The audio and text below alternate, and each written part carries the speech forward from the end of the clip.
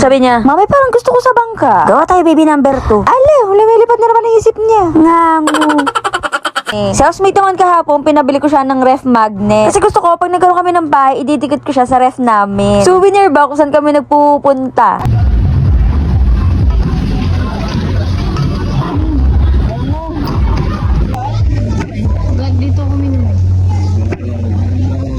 Nakayaan kami mag-swimming na sa dagat. Dahil nga last day na namin to, hindi na pwedeng tumunganga, kaya susulitin na namin. Boy, yung wallet mo.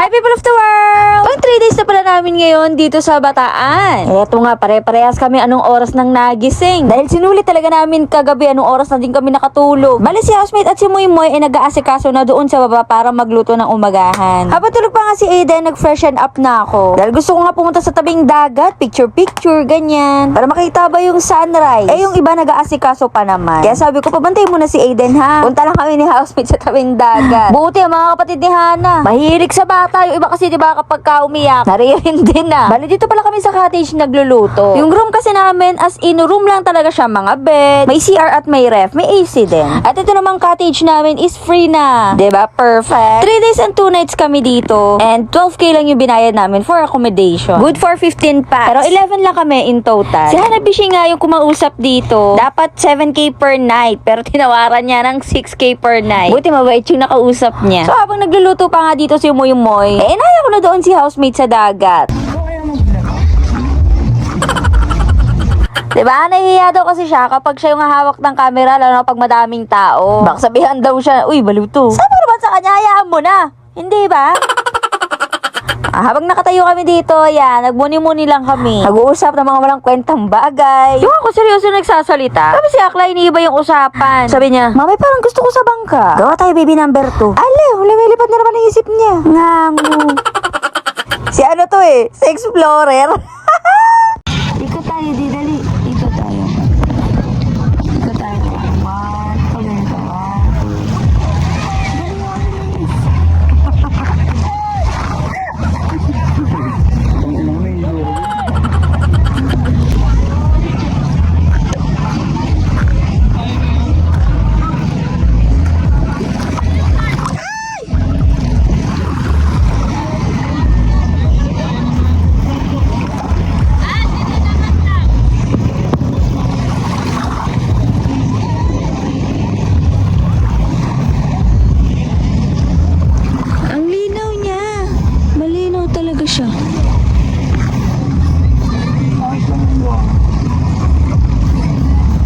Tara, kain muna tayo, tapos maliliko ka ba? Ligo pa tayo.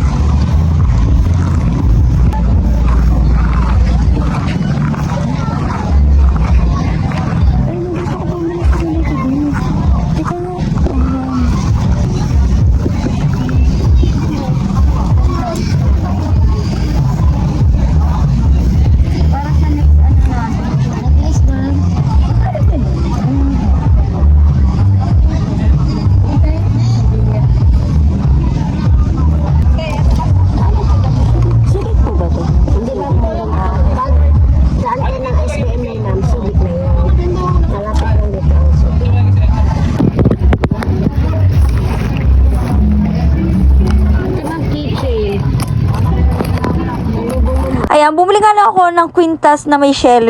Para sa next outing namin, may susuotin na kami. Sa housemate naman kahapon, pinabili ko siya ng ref magnet. Kasi gusto ko, pag nagkaroon kami ng bahay, ididikit ko siya sa ref namin. Souvenir ba kung saan kami nagpupunta?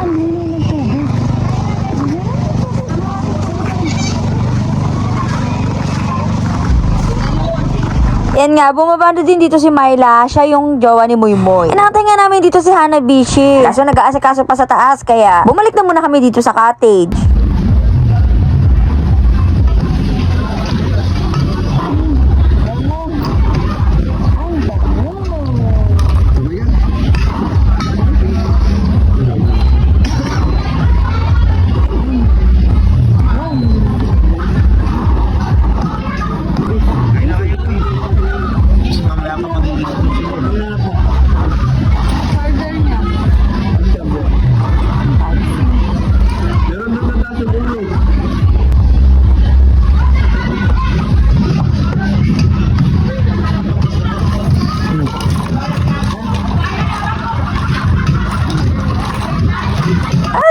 nga lang namin kumain. Hindi pa namin alam kung anong gusto naming gawin. Sa sobrang sarap nga dito, gusto pa namin mag-extend lahat. Kaso nga lang may pasok na kinabukasan si housemate. Tsaka naghihinga na din yung mga budget namin. No choice, kailangan na talagang umuwi. Tapos naalala ko si mama, bibilang ko pala silang pasalubong sa bahay. Akala ko nga wala nag-iikot ng mga ganito. Kaya nung nakita ko si tatay, tinawag ko na agad. Diba, parang namamakatikim sila ng fresh from Bataan. Pag umaalis din kasi si mama, ganito yung mga inaabang ko sa kanyang pasalubong. Kaya ganito na lang din bibigay ko sa kanya. Eto na nga, gising na si Hanabishi. Pagkatapos niya kumain, gumawa naman siya netong salad.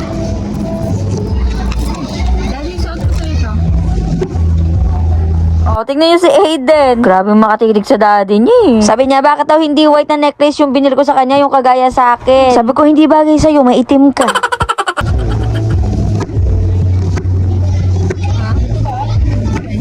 Dito ko minum. Ano? Kutsara mo, kaya ano mo? Ay.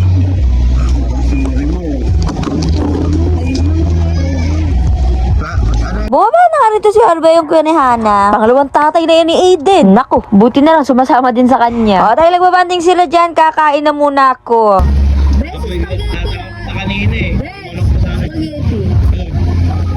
Ito ba isang? Ay. Dahil nga breastfeed ako, mayat maya yung kain ko. May natira pa nga ang ulam kagabi na hinataang alimasag, kaya yan yung tinira ko. Ako lang ba? Pag daming nakahain, feeling ko busog na ako. Kaya kinabukasan ko kakainin yan. Parang mas masarap kapag pangat na.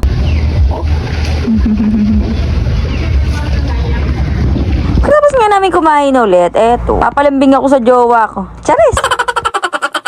Cute nga ni Eden. Uy, nagpapasikat sa akin. Ito talaga kalaban ko pag nag-i-edit ako. Kaya natatagalan din ako mag-upload kapag naglalambing yan siya. Siyempre, unahin ko muna si Aiden. At eto na nga. Tapos na gawin ni Hanabishi itong sala. Tsura pa lang naku. Natatakam na ako. Nakakita ko din kasi sa mga vlog niya na gumagawa siya ng ganyan. Ay, hindi pwedeng uuwi kami nang hindi ko natitikman yan. Ooh, yummer. Okay, taste test, taste test. In fairness, panalo talaga mga gawa ni Hanabishi. Pwede talaga mag-asawa.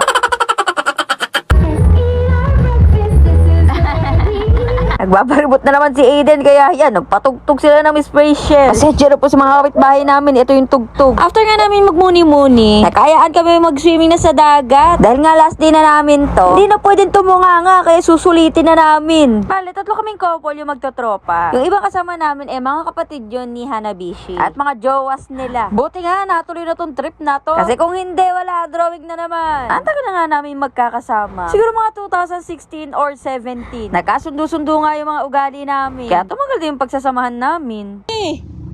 Utang no, dito ka.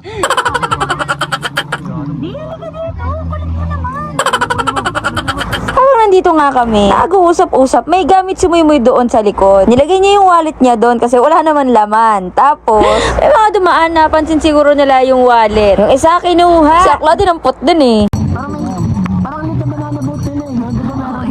Boy, yung wallet mo. Okay lang yan, boss.